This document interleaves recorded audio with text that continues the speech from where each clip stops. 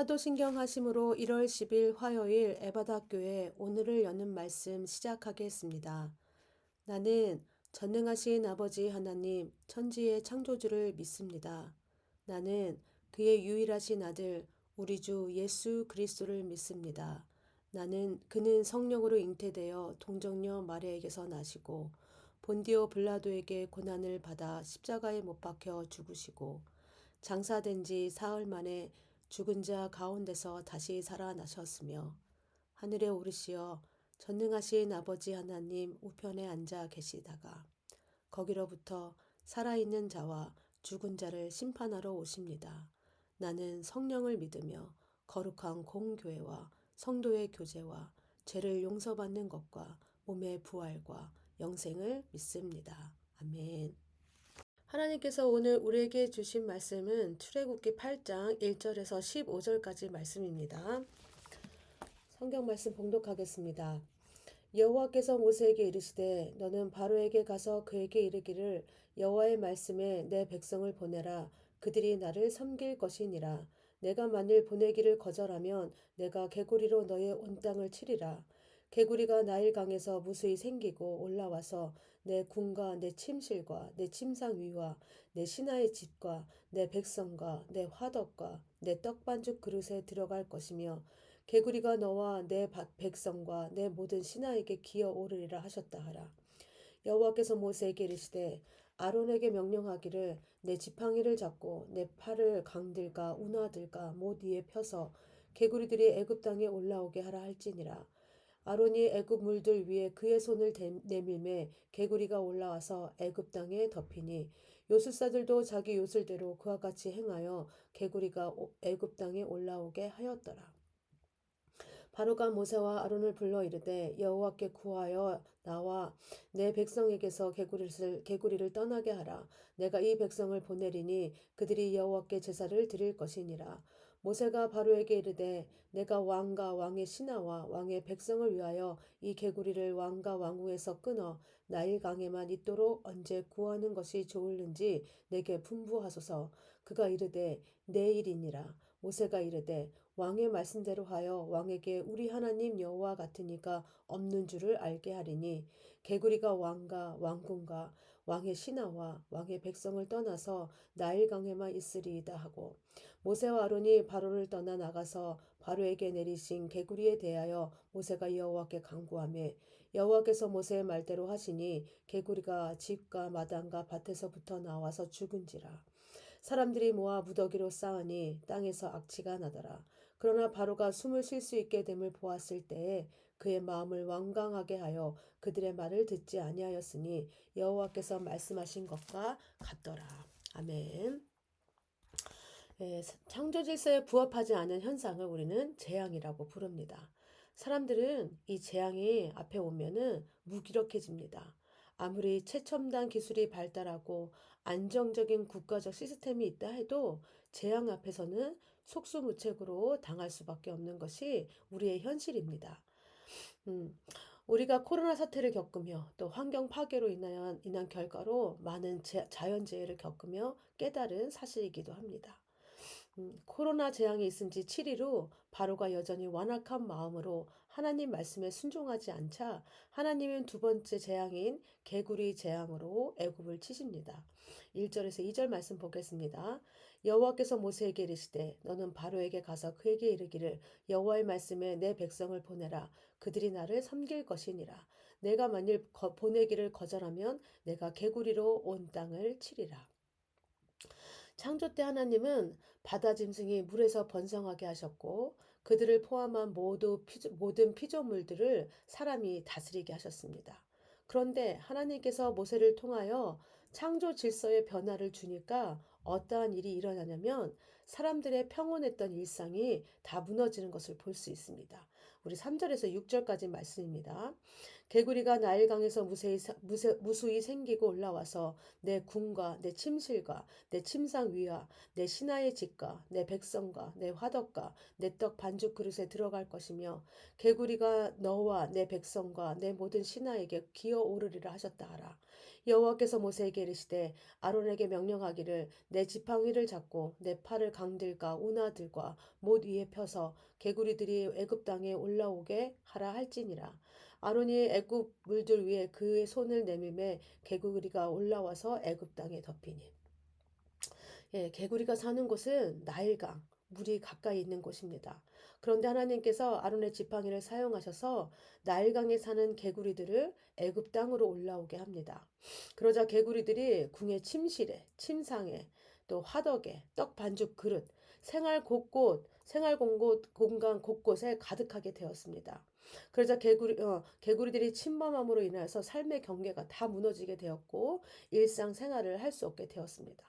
하나님께서 창조 질서를 이렇게 조금만 바꿨을 뿐인데도 사람들의 일상은 모두 무너지고 말았습니다. 이 세상은 하나님께서 계획하시고 말씀으로 창조하셨습니다. 그러면 이 창조 질서가 무엇입니까? 하나님의 계획대로, 하나님의 말씀대로 되어 가는 것입니다. 하나님께서는 해는 낮에 하늘에 있고 달, 별은 밤에 하늘에 있게 하셨습니다. 물은 한 곳에 모아 바다가 되게 하셨고 땅은 육지가 되게 하셨습니다. 그런데 만약에 밤낮 없이 해가 떠 있거나 아예 밤낮 없이 해가 뜨지 않는다면 어떻게 될까요? 네, 쓰나미와 같이 바다의 물이 계속해서 경계를 넘어 땅을 덮친다면 어떻게 될까요?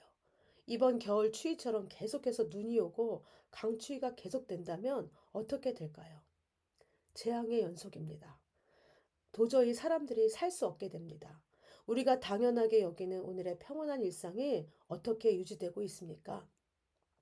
하나님께서 그분의 뜻과 말씀대로 창조 질서를 유지하고 있습니다. 하나님께서 하나님의 뜻대로 말씀으로 이 세계를 움직이고 계시기 때문에 우리가 안전하게 살 수 있다는 것입니다. 그리고 이것이 얼마나 우리에게 하나님의 큰 은혜인지를 우리가 묵상해야 된다는 것입니다. 이것을 묵상하면 묵상할수록 우리 입술을 통하여 나오는 고백은 무엇이냐면 하나님 감사합니다 밖에 없다는 것입니다. 우리는 날마다 생생하게 살아 움직이는 하나님의 기적을 경험하며 살고 있음을 잊지 않기를 바랍니다.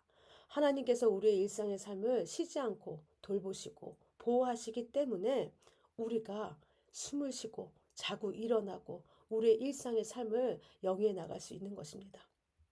그래서 여러분 우리는 매일 나를 숨쉬게 하시고 햇볕으로 따뜻하게 하시고 밤이 되어 쉬게 하시는 하나님의 돌보심이 당연한 것이 아니라 하나님의 은혜임을 깨달아야 합니다.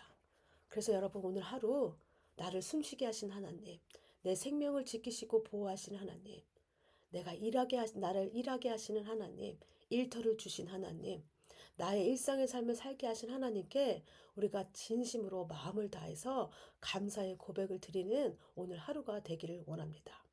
우리가 두 번째로 볼 것은 이 개구리가 온 땅에 올라오는 기적들을 애굽의 요술사들도 할 수 있다는 것입니다. 6절 7절 말씀 보겠습니다. 아론이 애굽 물들 위에 그의 손을 내밀매 개구리가 올라와서 애굽 땅에 덮이니 요술사들도 자기 요술대로 그와 같이 행하여 개구리가 온 땅에 애굽 땅에 올라오게 하였더라. 오늘 본문에서 애굽의 요술사들은 하나님의 명령을 따라 개구리의 재앙을 선포한 모세의 기적을 이들도 그대로 재현해낼 수 있다는 것입니다. 애굽의 요술사들이 눈속임으로 개구리를 땅에 올라오게 했어요. 그렇게 했을지는 모르지만 이들이 할 수 없었던 일들이 있었습니다. 그게 무엇이었냐면 개구리를 제자리, 개구리가 사는 곳으로는 보내지 못했다는 것입니다. 여전히 애굽 사람들은 어때요? 많은 개구리들로 고통스러워하고 있다는 것입니다. 그런데요, 애굽 요술사들에게 있어서 가장 중요한 문제는 이들이 애굽 사람들이 이 개구리들로 고통스러워하던 안 하던 간에 이들에게 중요한 문제는 무엇이냐면 내가 어떤 일을 할 수 있느냐는 것이었습니다. 왜냐하면 바로왕 앞에서 자신의 능력을 보여주는 것이 중요했기 때문입니다. 바로왕 앞에서 자신들의 능력이 얼마나 큰지를 보여주고 힘을 보여주어야 그래 어떻게 된다는 거예요. 앞으로 바로왕 앞에서 편안하게 살아갈 수 있는 이유가 되기 때문입니다. 그들이 모세의 기적을 흉내내면서 갖고 있었던 생각은 내가 하나님 하는 기적들 나도 할 수 있어요 라고 자랑하는 것이었습니다. 세상의 원리 속에서 살아가다 보니까 자꾸 어떻게 되냐면 나의 능력에 집중하며 나의 능력을 자랑하게 됩니다. 왜 그러냐면 그래야 세상에서 나를 인정해 주기 때문입니다. 사람들이 나를 괜찮은 사람, 능력의 사람으로 봐주고 나 또한 그렇게 능력 있는 사람으로 살아갈 수 있다고 생각하기 때문입니다. 그런데 여러분, 하나님께서 우리에게 원하시는 것은 무엇입니까? 내가 어떤 일을 할 수 있는가 또는 무엇을 할 수 있는가에 있지 않습니다. 또한 행한 일의 결과가 이르지 그래서 성경은 하나님께서 하나님을 믿는 우리에게 요구하는 것은 뭐냐면 이렇게 일어난 능력이나 이적은 어디로부터 온 것인가입니다. 또한 일의 결과가 누구에게 영광을 돌려야 하는 거에 있다는 것입니다. 즉 애굽의 요술사들은 애들의 생각은 세상에서 자신의 능력을 발휘하고 자신의 존재 가치를 높이는 것에 점수를 주지만 성경은 능력과 이적을 통하여서 누구를 나타내길 원하냐면 하나님의 이름 여호와를 드러내기를 원하고 그분을 증거하는 데 있다는 것입니다. 그리고 그분께만 영광 올려드리기를 원한다는 것입니다. 그래서 오늘 본문에서 모세는 이적을 행한 자신의 능력을 드러내는 것이 아니라 10절에 우리 하나님 여호와 같으니까 없는 줄 알게 하리니 라고 말하면서 애굽왕 바로가 지금 행하는 이적이 하나님께로부터 왔으며 하나님이 어떤 분인지 바로에게 알게 되기를 원한다고 말하고 있는 것입니다. 모세는 이적을 행하면서 늘 앞에 내세우는 것은 자신의 능력이 아니라 여호와 하나님의 이름이었습니다. 그리고 성경도 처음에는 바로가 여호와가 누군지 알지 못한다고 이야기합니다. 출애굽기에서. 그런데 시간이 점점 지나면서 바로가 어떻게 돼요? 하나님이 어떤 분이신지 누구신지 알아가는 과정들을 묘사하고 있습니다. 사람이 아무리 능력이 출중하고 대단한 능력을 지녀서 부족함이 없다 할지라도 그의 삶을 통하여 하나님이 드러나지 않고 하나님에게 영광을 돌리지 않는다면 이것은 믿는 성도의 삶이 아닙니다. 우리가 가져야 될 삶이 아닌 것입니다. 나에게 주신 능력들, 재능들, 재주들 다 누구로부터 온 것입니까? 하나님께로부터 온 것입니다. 하나님이 주신 것입니다. 그런데 하나님께서 주신 것들을 어떻게 사용해야 된다는 것입니까? 나를 위해 사용하는 것이 아니라 내 출세의 도구로 사용하는 것이 아니라 내게 주신 것들이 그것이 크든 작든 잘났든 못났든 그 모양이 어떠한 모습이든지 간에 하나님을 드러내고 하나님께 영광 올려드리기를 원한다는 것입니다. 하나님은 우리 각자에게 맞는 재능, 능력, 물질 모든 것들을 주셨습니다. 이것은 어떻게 사용되냐면 하나님을 드러내고 하나님께 영광 올려드리는 데 사용되기를 원합니다. 여러분, 우리는 하나님을 드러내는 사람으로서 하나님께 영광 올려드리는 사람으로서 존재하고 있다는 것들을 잊지 않으시길 바랍니다. 이제 바로에게 개구리를 나일강 그 제자리로 돌려보내는 것이 이제 가장 시급한 문제가 되었습니다. 그래서 모세와 아론을 불러서 하나님께 간구해달라고 부탁합니다. 8절에서 10절까지 말씀입니다. 바로가 모세와 아론을 불러 이르되 여호와께 구하여 나와 내 백성에게서 개구리를 떠나게 하라. 내가 이 백성을 보내리니 그들이 여호와께 제사를 드릴 것이니라.